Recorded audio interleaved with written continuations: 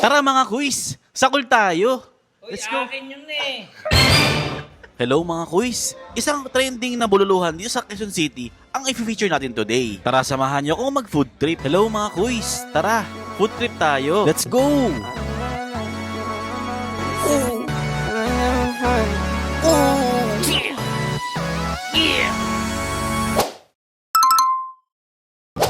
Grabe guys, oh. Kuya Jigs Bulalo. Grabe, today nag-crave ako ng bulalo. Try nga natin to. Tara, tanungin magkano yung price dito.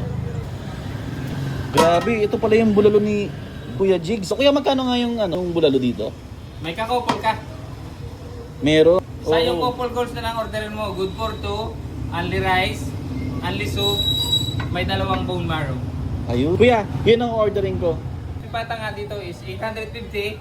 May apat din niya ng soft drinks. Good for four. Only rice. Only soup din. Ayun, sige kuya. Tatry ko rin yung pata. Okay.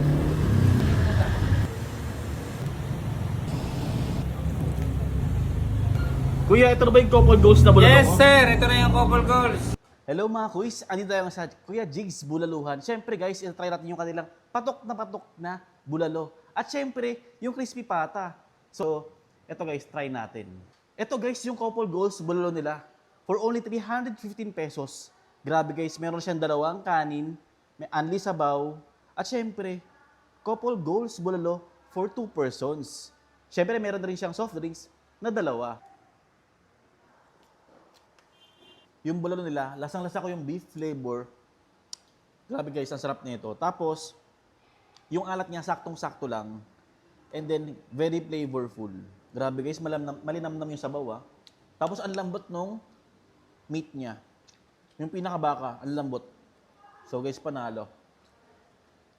Ang dami ng servings for 2 persons. Panalo.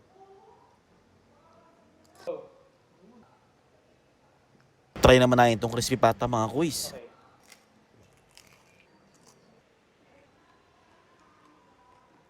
Talagang ma-crunchy. Well marinated yung kanilang crispy pata. Tamang-tama na yung yung pinakaalat nung pata. Kaya sulit guys. And then malambot siya. And then yung suka nila, meron siyang timpla na toyo at saka suka. Kaya tamang-tama rin yung timpla. And then syempre, meron siyang sili, batong sili. Parang ako mahilig sa maanghang. Sa lahat ng nanonood kay Kois Eman at gustong tikman ang Kuya Jigs Bulalo sa murang halaga, punta po kayo dito sa 150 Matatag Street, Diliman, Quezon City.